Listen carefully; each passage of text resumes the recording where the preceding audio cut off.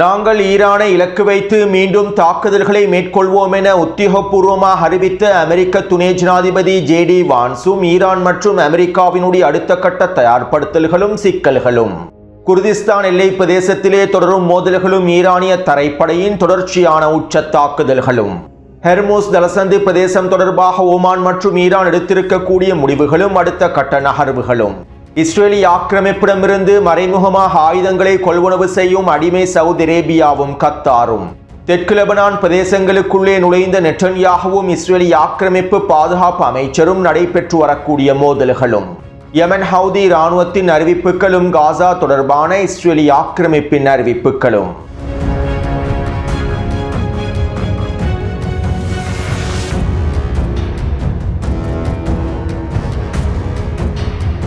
ஹெர்முஸ் ஜலசந்தி பிரதேசம் தொடர்பாக ஈரான் வெளியிட்டிருக்கக்கூடிய அதிரடியான அறிவிப்புகள் தொடர்பாகவும், சூடானிய களத்திலே நடைபெற்று வரக்கூடிய உச்ச மோதல்கள் தொடர்பாகவும், சூடானிய கள மோதலானது எவ்வாறு விரிவடையப் போகின்றது என்பது தொடர்பாகவும், கொல்லப்பட்டிருக்கக்கூடிய ஐக்கிய அரபு அமீரக தளபதிகள் தொடர்பாகவும் இன்று மதியம் வெளியிட்டிருக்கக்கூடிய காணொலியில் பல முக்கியமான தகவல்களை பதிவிட்டுள்ளேன். இன்று மதியம் வெளியிட்ட காணொலியை பார்வையிடாதவர்கள் கீழே இருக்கக்கூடிய லிங்கினை பயன்படுத்தி பார்வையிடுங்கள்.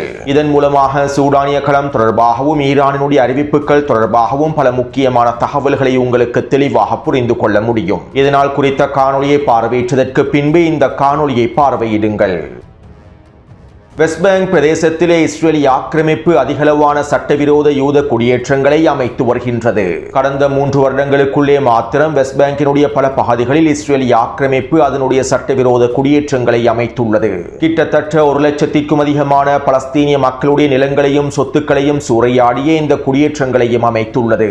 மேலும் ஜெருசலம் மற்றும் பெத்லஹேமினுடைய பல முக்கியமான பிரதேசங்களையும் இஸ்ரேலிய ஆக்கிரமிப்பு கைப்பற்றிக் கொண்டுள்ளது. குறித்த பகுதிகளில் இருக்கக்கூடிய பலஸ்தீனிய மக்களை முழுமையாக விரட்டி அடித்துவிட்டு இஸ்ரேலிய யூத குடியேற்றங்களை நிலைநிறுத்தியுள்ளது.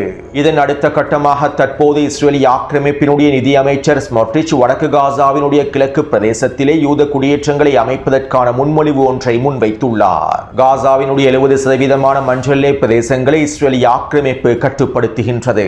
இதற்கமைவாகவே வடக்கு காசாவினுடைய கிழக்கு பிரதேசத்திலே இஸ்ரேலிய ஆக்கிரமிப்பு கட்டுப்படுத்தக்கூடிய பகுதிகளில் 3 மிகப்பெரிய யூத குடியேற்றங்களை அமைப்பதற்கான முன்மொழிவுகளை இஸ்ரேலிய ஆக்கிரமிப்பின் நிதியமைச்சர் முன்வைத்துள்ளார். அடுத்த வாரம் குறித்த முன்மொழிவானது இஸ்ரேலிய ஆக்கிரமிப்பு பாராளுமன்றத்திலே முன்வைக்கப்பட போகின்றது. மேலும் இதற்கான அனுமதியை பெற்றுக் கொண்டதுடன் வடக்கு காசாவிலே நாங்கள் எங்களுடைய யூத குடியேற்றங்களை முழுமையாக விரிவுபடுத்துவோம் என நிதியமைச்சர் ஸ்மோட்ரிச் இன்றைய தினம் ஊடகங்களுக்கு தெரிவித்துள்ளார். அத்தோடு இஸ்ரேலிய ஆக்கிரமிப்பு கடந்த 24 மணித்தியாலங்களுக்குள் காசாவிற்குள்ளே 5 வான்வழி தாக்குதல்களை மேற்கொண்டிருந்தது. இதிலே 2 படுகொலை தாக்குதல்களையும் மேற்கொண்டுள்ளது.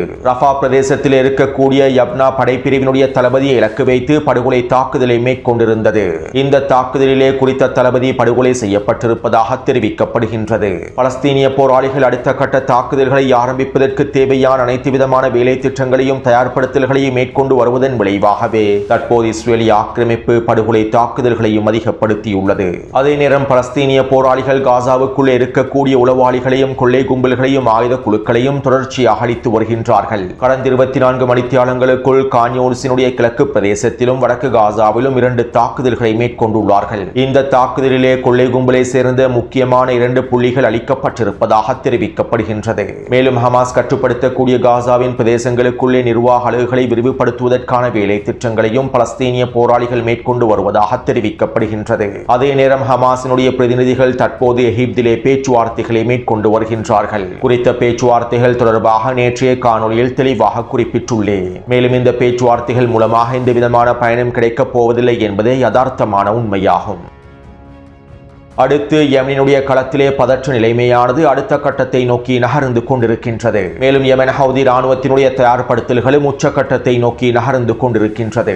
இதற்கமைவாக யமனினுடைய ஹுதைதா பிரதேசத்தில் இருக்கக்கூடிய சட்ட அறிஞர்களும் மார்க்க அறிஞர்களும் அறிக்கை ஒன்றை வெளியிட்டுள்ளார்கள். ஆக்கிரமிப்பினுடைய முற்றுகையை முழுமையாக முடிவுக்கு கொண்டு வர வேண்டும். சவுதி அரேபியாவினுடைய ஆக்கிரமிப்பை இதற்கு பிறகும் பொறுத்துக் கொள்ளக்கூடாது. இந்த ஆக்கிரமிப்பினுடைய முற்றுகையை முடிவுக்கு கொண்டு வருவதும் இந்த ஆக்கிரமிப்பை முழுமையாக துரத்தி அடிப்பதும் ஒரு மிக முக்கியமான மார்க்க கடமையாகும். மேலும் இந்த சவுதி ஆக்கிரமிப்பை துரத்தி அடிப்பதன் மூலமாகவே யமன் மக்களுடைய உரிமைகளை முழுமையாக பெற்றுக்கொள்ள முடியும். தங்களுடைய தேசிய வளங்களிலிருந்து யமன் மக்கள் நன்மைகளையும் அடைந்து கொள்ள முடியும். இதனால் யமனினுடைய மார்க்க அறிஞர்கள் என்கின்ற வகையில் இதற்கான முழுமையான அதிகாரத்தையும் ஆதரவையும் நாங்கள் வழங்குகின்றோம்.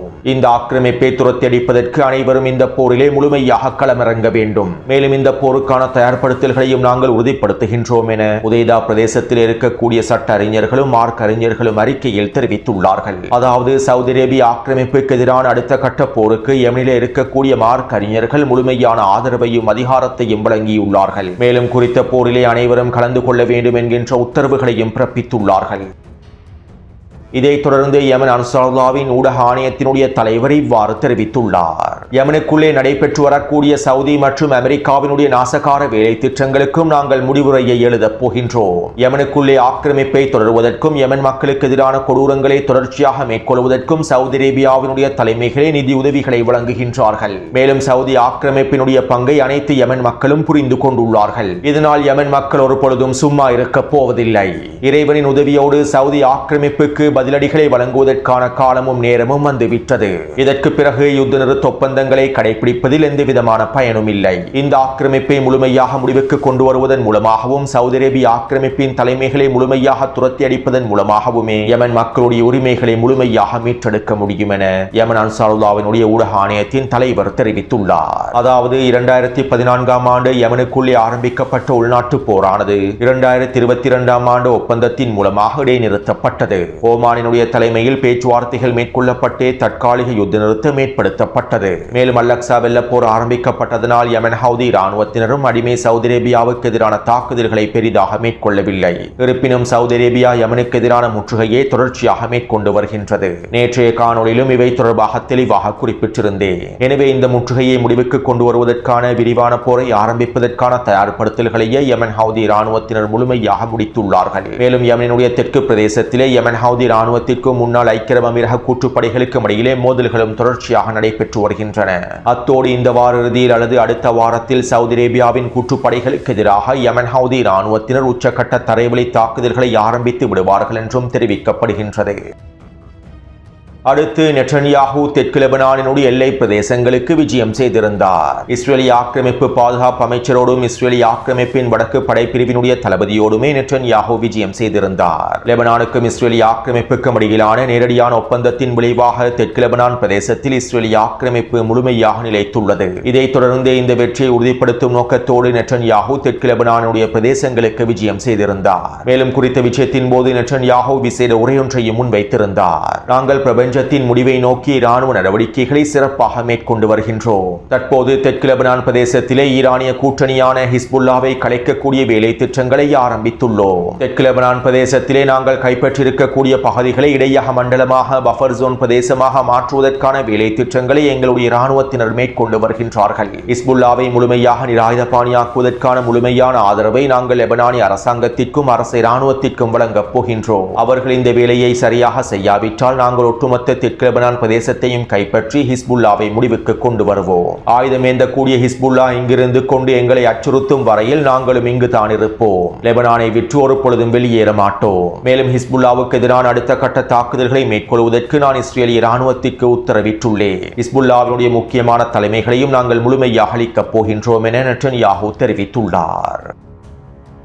அத்தோடு தெற்கு லெபனானினுடைய நபட்சியா பிரதேசத்திலே ஹிஸ்புல்லா இராணுவத்தினுடைய படைப்பிரிவுகள் முழுமையாக நிலை கொண்டுள்ளார்கள். குறித்த பகுதியினூடாக இஸ்ரேலிய ஆக்கிரமிப்பு முன்னேறுவதற்கு முயற்சி செய்யும் சந்தர்ப்பத்தில் எல்லாம் ஹிஸ்புல்லாவினுடைய ரத்வான் படைப்பிரிவினர் இஸ்ரேலிய ஆக்கிரமிப்பின் படைகளை இலக்கு வைத்து தொடர்ச்சியான தாக்குதல்களை மேற்கொள்கின்றார்கள். அதே போன்று ஹிஸ்புல்லா இராணுவத்தினர் லெபனானிய அரசாங்கத்திற்கும் உச்சக்கட்ட எச்சரிக்கைகளை வெளியிட்டுள்ளார்கள். அமெரிக்காவும் இஸ்ரேலிய ஆக்கிரமிப்பும் தெற்கு லெபனானினுடைய 2 பிரதேசங்களை லெபனானிய அரசாங்கம் நிராயுதபாணியாக்க வேண்டும் என்றும் சோதனை நடவடிக்கைகளாக இவை அமைந்திருக்கும் என்றும் தெரிவித்துள்ளது. நேற்றைய காணொளியில் இவை தொடர்பாக குறிப்பிட்டிருந்தேன். மேலும் இந்த பிரதேசங்களிலே லெபனானிய அரசாங்கம் லெபனானிய அரசு இராணுவத்தினை பயன்படுத்தி ஹிஸ்புல்லாவை நிராயுதபாணியாக்குவதற்கு களமிறங்கினால் லெபனானிய அரசு இராணுவத்திற்கும் லெபனானிய அரசாங்கத்திற்கும் சிறந்த பாடத்தினை கற்பிப்போம் என்றும் ஹிஸ்புல்லாவினுடைய தலைவர்கள் எச்சரிக்கைகளை வெளியிட்டுள்ளார்கள். இதனால் தற்போது லெபனானிய அரசியல் களத்திலும் பதற்ற நிலைமையானது உச்சக்கட்டத்தை அடைந்துள்ளது. ஹிஸ்புல்லா இராணுவத்தினர் மறைமுகமாக லெபனானிய அரசாங்கத்தினை வீழ்த்துவதற்கான முயற்சிகளையும் திரைமறைவில் மேற்கொண்டு வருவதாக தெரிவிக்கப்படுகின்றது. தெரிவித்துள்ளது. இஸ்ரேலிய ஆக்கிரமிப்புடனான இயல்பாக்க ஒப்பந்தத்தில் கையொப்பமிட்டதற்காக லெபனானுடைய ஜனாதிபதி ஜோசப் அவுன் கொல்லப்பட வேண்டும் என தெற்கு லெபனான் பிரதேசத்தில் இருக்கக்கூடிய மக்களும் தொடர்ச்சியான கோரிக்கைகளை முன்வைத்து வருகின்றார்கள். மேலும் இதற்கமைவாக ஹிஸ்புல்லா இராணுவத்தினர் லெபனானிய அரசாங்கத்தை கைப்பற்றுவதற்கான வேலை திட்டங்களை கூட மேற்கொள்ளலாம். இதற்கான காலம் வெகு தொலைவில் இல்லை என்பதே யதார்த்தமான உண்மையாகும்.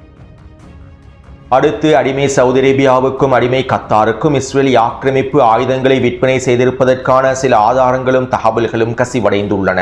இஸ்ரேலிய ஆக்கிரமிப்பின் ஹாரெட்ஸ் ஊடகத்தின் புலனாய்வு ஊடகவியலாளர் ஒருவரே இவை தொடர்பான தகவல்களை தற்போது கசியவிட்டுள்ளார். அதாவது இஸ்ரேலிய ஆக்கிரமிப்பினுடைய ஆயுத உற்பத்தி நிறுவனமான எல்பிட் சிஸ்டம் ஆயுத உற்பத்தி நிறுவனம் கத்தாரினுடைய விமானப்படைகளுக்கு தேவையான சி மியூசிக் வான் பாதுகாப்பு அமைப்புகளை வழங்கியிருப்பதாகவும் கத்தாரினுடைய F-15 போர் விமான திட்டத்திலே போயிங் நிறுவனத்தோடு இஸ்ரேலிய மறைமுகமான ஒப்பந்தங்களை முடித்திருப்பதாகவும் தெரிவிக்கப்படுகின்றது.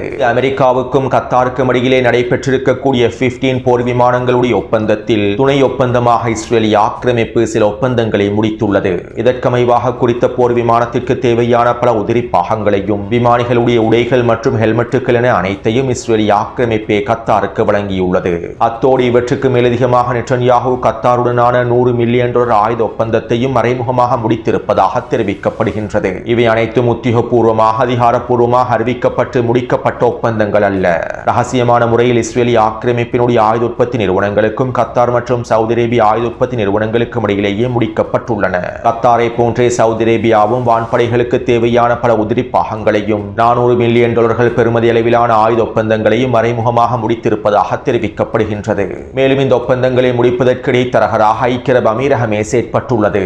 ஐக்கிய அரபு அமீரகத்திற்கும் இஸ்ரேலிய ஆக்கிரமிப்பின் எல்பிட் சிஸ்டம் ஆயுத உற்பத்தி நிறுவனத்திற்கும் இடையிலே மிகப்பெரிய ஒப்பந்தம் கைச்சாத்திடப்பட்டுள்ளது. இது வெளிப்படையாக மேற்கொள்ளப்பட்டிருக்கக்கூடிய ஒப்பந்தமாகும். இதற்கமைவாகவே ஐக்கிய அரபு அமீரகத்தினுடைய துபாய் பிரதேசத்தில் எல்பிட் சிஸ்டத்தினுடைய மிகப்பெரிய நிறுவனங்களும் அமைக்கப்பட்டுள்ளன. மேலும் இந்த நிறுவனத்தினுடைய தலைவர்களே இடைத்தரகர்களாக செயற்பட்டு சவுதி அரேபியாவுக்கும் கத்தாருக்கும் இஸ்ரேலிய ஆக்கிரமிப்பினுடைய ஆயுதங்களையும் விற்பனை செய்திருப்பதாக தெரிவிக்கப்படுகின்றது. அடுத்து ஹெர்முஸ் ஜலசந்தி பிரதேசம் தொடர்பாக ஓமானினுடைய வெளியுறவுத்துறை அமைச்சர் அறிக்கை ஒன்றை வெளியிட்டிருந்தார். ஹெர்முஸ் ஜலசந்தி பிரதேசத்திலே போக்குவரத்துக்காக கட்டணங்கள் விதிக்கப்படுவதனை நாங்கள் ஆதரிக்கவில்லை. அத்தகைய நடவடிக்கைகள் சர்வதேச சட்டத்திற்கு கீழால் தடை செய்யப்பட்டுள்ளது. இருப்பினும் ஹெர்முஸ் ஜலசந்தி பிரதேசத்திலே போக்குவரத்தை பாதுகாப்பாக அமைக்க வேண்டும். கன்னிவடிகளில் இருந்து கப்பல்களை பாதுகாப்பாக நகர்த்த வேண்டும். கப்பல்களுக்கான பாதுகாப்பை முழுமையாக வழங்க வேண்டும். மேலும் இந்த பாதுகாப்பை கப்பல்களுக்கு வழங்குவதற்காக நாங்கள் சிறிய கட்டணத்தை அறவிட முடியும். இதற்கமைவாகவே நாங்கள் ஈரானோடு ஒன்றிணைந்து வேலை திட்டங்களையும் முன்னெடுத்து வருகின்றோம் என ஓமானினுடைய வெளியுறவுத்துறை அமைச்சர் தெரிவித்துள்ளார். அத்தோடு 60 நாட்களுக்கு பின்பே ஹெர்முஸ் ஜலசந்தி பிரதேசத்திலே உத்தியோகபூர்வமாக எவ்வாறு கட்டணம் ஒன்றை அறவிடுவது என்பது தொடர்பாக ஈரானும் ஓமானும் முன்மொழிவு ஒன்றை தயாரித்து வருகின்றார்கள். மேலும் ஈரானும் ஓமானும் தனித்தனியாக முன்மொழிவு ஒன்றை தயாரித்து வருவதனால் 2 முன்மொழிவுகளுக்கும் இடையில் கருத்து வேறுபாடுகள் இருப்பதாகவும் தெரிவிக்கப்படுகின்றது. இருப்பினும் இறுதியில் கட்டணங்களை வசூலிப்பதற்கு ஓமான் முழுமையான சம்மதத்தினை வழங்கியிருப்பதாக குறிப்பிடப்படுகின்றது. அதாவது ஈரான் விரும்பக்கூடிய முறைக்கமைவாகவே கட்டணம் வசூலிக்கப்பட வேண்டும் என ஈரான் கூறுகின்றது. ஆனால் பாதுகாப்பு கட்டண வடிவில் மாத்திரம்தான் வசூலிக்கப்பட வேண்டும் என ஓமான் கூறுகின்றது. மேலும் இவை தொடர்பான அடுத்த கட்ட பேச்சுவார்த்தைகளை ஈரானும் ஓமானும் இனிவரக்கூடிய நாட்களில் மேற்கொள்ளும் என்றும் விரைவில் இறுதி முடிவொன்று எடுக்கப்படும் என்றும் தெரிவிக்கப்படுகின்றது. அடுத்து அமெரிக்க துணை ஜனாதிபதி JD வான்ஸ் ஊடக சந்திப்பின் போது இவ்வாறு தெரிவித்தார். ஈரானியர்கள் தொடர்பாக நான் சில விடயங்களில் வியப்படைகின்றேன். அவர்கள் பேச்சுவார்த்தைகளில் மிகவும் தந்திரத்தினை பயன்படுத்துகின்றார்கள். கத்தாரிலே அமைதி பேச்சுவார்த்தைகள் எதுவுமே நடைபெறவில்லை என கூறுகின்றார்கள். ஆனால் தொழில்நுட்ப குழுவை அனுப்பி வைக்கின்றார்கள்.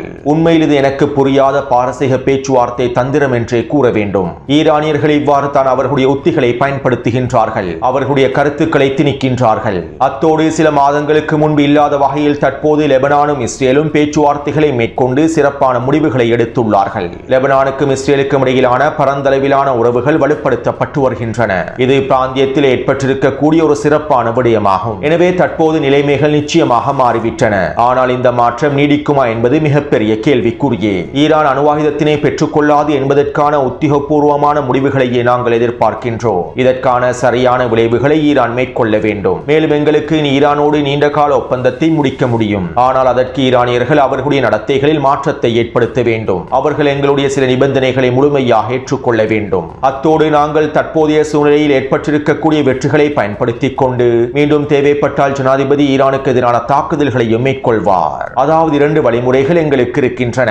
ஈரான் தன்னை மாற்றிக்கொண்டால், எங்களுடைய நிபந்தனைகளை ஏற்றுக்கொண்டால் ஈரானோடு நீண்ட உடன்படிக்கையை மேற்கொள்ள முடியும். அல்லது ஜனாதிபதி மீண்டும் ஈரானுக்கு எதிரான தாக்குதல்களை ஆரம்பிப்பார். தற்போது ஈரானுடன் மேற்கொள்ளப்பட்டிருக்கக்கூடிய புரிந்துணர்வு ஒப்பந்தமானது எங்களுடைய கையிருப்பை முழுமையாக மீள் நிரப்பிக் கொள்வதற்கான ஒரு சிறந்த வாய்ப்பாகும். இதைத்தான் ஜனாதிபதி டொனால்ட் ட்ரம்பும் விரும்புகின்றார். உலகினுடைய எண்ணெய் பொருளாதாரத்தை நிலைப்படுத்துவதற்கு விரும்புகின்றார். தேவையான எண்ணெய் வளங்களை சேமித்து வைத்துக் கொள்வதற்கு டொனால்ட் ட்ரம்ப் விரும்புகின்றார். இவ்வாறு உலக பொருளாதாரமும் அமெரிக்க வர்த்தக சந்தையும் பாதிக்கப்படாமல் இருப்பதற்கான அனைத்து விதமான நடவடிக்கைகளையும் மேற்கொண்டதற்கு பின்பு ஈரானுக்கு எதிரான தாக்குதல்களை மீண்டும் ஆரம்பிப்பதற்கும் டொனால்ட் ட்ரம்ப் தயாராகவே இருக்கின்றார். இவை தொடர்பாக ஜனாதிபதி எங்களிடம் தெளிவாகவே கூறியுள்ளார் என அமெரிக்க துணை ஜனாதிபதி ஜேடி வான்ஸ் அவர்கள் தெரிவித்துள்ளார்.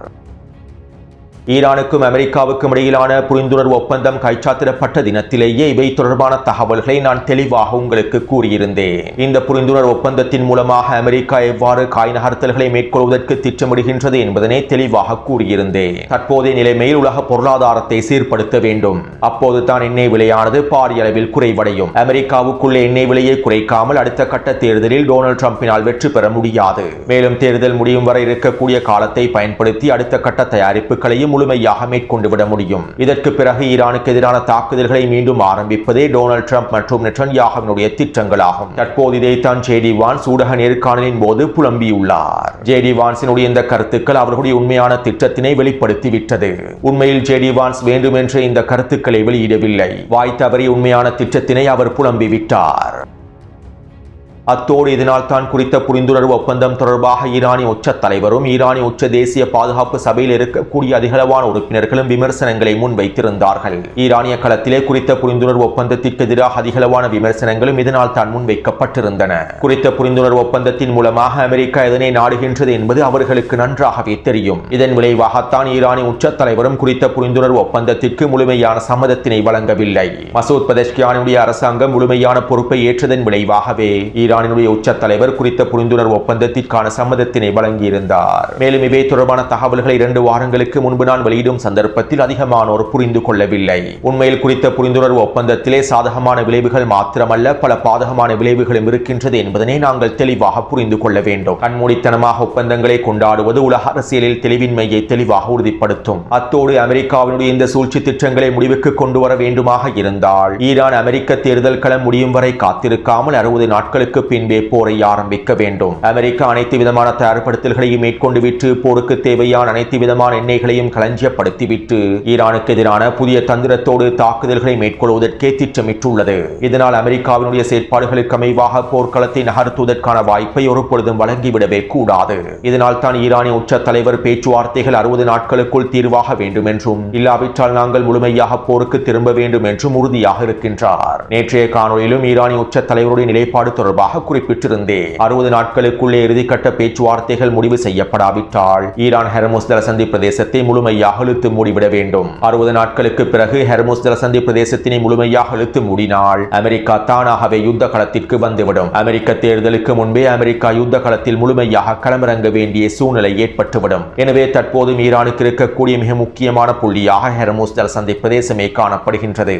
60 நாட்களுக்கு பின்பு ஹெர்முஸ் ஜலசந்தி பிரதேசத்தினை முழுமையாக இழுத்து மூடுவதனால் போர்க்களத்தை மீண்டும் இலகுவாக ஆரம்பித்து விட முடியும். அமெரிக்க தேர்தலுக்கு முன்பே போர்க்களத்தை மீண்டும் ஆரம்பிப்பது அமெரிக்காவுக்கும் இஸ்ரேலிய ஆக்கிரமிப்புக்கும் பேரிழப்பை ஏற்படுத்தும். அல்லது இந்த 60 நாள் வரையில் காத்திருக்காமல் தற்போதைய ஈரான் ஹெர்முஸ் ஜலசந்தி பிரதேசத்தினை முழுமையாக இழுத்து மூடிவிட்டால் அமெரிக்கா போர்க்களத்திற்கு திரும்பிவிடும். இதன் மூலமாக ஈரானுக்கு அதிகளவான நன்மைகளையும் வாய்ப்புகளையும் பெற்றுக்கொள்ள முடியும்.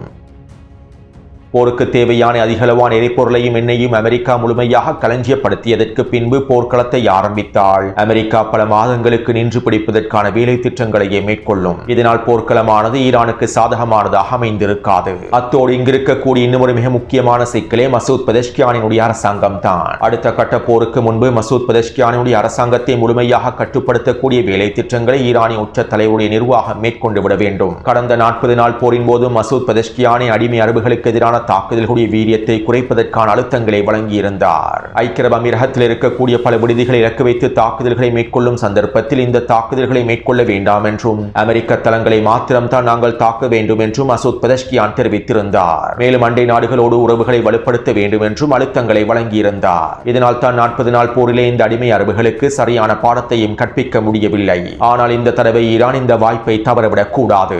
அடுத்த கட்ட போருக்கு முன்பு மசூத் பெதஷ்கியானுடைய அரசாங்கத்திற்கு முடிவு கட்ட வேண்டும் அல்லது மசூத் பெதஷ்கியானை முழுமையாக அடக்கிவிட வேண்டும். அப்போது தான் அடுத்த கட்ட போரிலே ஈரானினால் சுதந்திரமாக செயற்பட முடியும். மேலும் அடுத்த கட்ட போரிலே ஈரான் வீரியமான தாக்குதல்களை அடிமை அரபுகளுக்கு எதிராக மேற்கொண்டே ஆக வேண்டும். ஏனென்றால் அடுத்த கட்ட போரில் அமெரிக்காவும் இஸ்ரேலிய ஆக்கிரமிப்பும் நிச்சயமாக புதிய தந்திரங்களோட களமிறங்குவார்கள். 40 நாள் போரிலே கற்றுக்கொண்ட பாடங்களை பயன்படுத்தி அவற்றை தடுத்து நிறுத்தும் நோக்கத்தோடும் ஈரானுக்கு உச்சழுத்தங்களை வழங்கும் நோக்கத்தோடும் அமெரிக்காவும் இஸ்ரேலிய ஆக்கிரமிப்பும் களமிறங்குவார்கள். இந்த சந்தர்ப்பத்திலே ஈரானும் புதிய தந்திரங்களையே பயன்படுத்த வேண்டும். இதற்கு அடிமை அரபுகளுடைய பொருளாதாரத்தில் நினைத்து கூட பார்க்க முடியாத இழப்புகளை ஏற்படுத்த வேண்டும். மேலும் யாரும் எதிர்பார்க்காத காய் நகர்த்தல்களை மேற்கொள்ள வேண்டும். மேலும் தற்போது ஈரானிய ராணுவத்தினரும் இதற்கான வேலை திட்டங்களையே மேற்கொண்டு வருவதாக தெரிவிக்கப்படுகின்றது. எனவே அடுத்த கட்ட போர்க்களம் எவ்வாறு அமையப் போகின்றது என்பதனை நாங்கள் பொறுத்திருந்து பார்ப்போம்.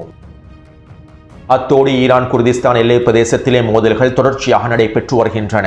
ஈரானிய எல்லை பிரதேசத்தினூடாக குர்திஸ்தான் பயங்கரவாதிகள் தற்போது நுழைவதற்கு முயற்சி செய்கின்றார்கள். நேற்றைய தினமும் நுழைவதற்கு முயற்சி செய்த 4 குர்திஸ்தான் பயங்கரவாதிகளை ஈரானிய இராணுவத்தினர் வேட்டையாடியிருந்தார்கள். மேலும் இன்றைய தினமும் குறித்த பிரதேசத்திலே ஈரானிய IRGC தரைப்படையினர் உச்சக்கட்ட தாக்குதல்களை மேற்கொண்டு வருவதாக தெரிவிக்கப்படுகின்றது. எனவே இந்த காணொலி தொடர்பான கருத்துக்களை பதிவிடுங்கள். தொடர்ந்தும் என்னுடன் இணைந்திருங்கள். நன்றி, வணக்கம்.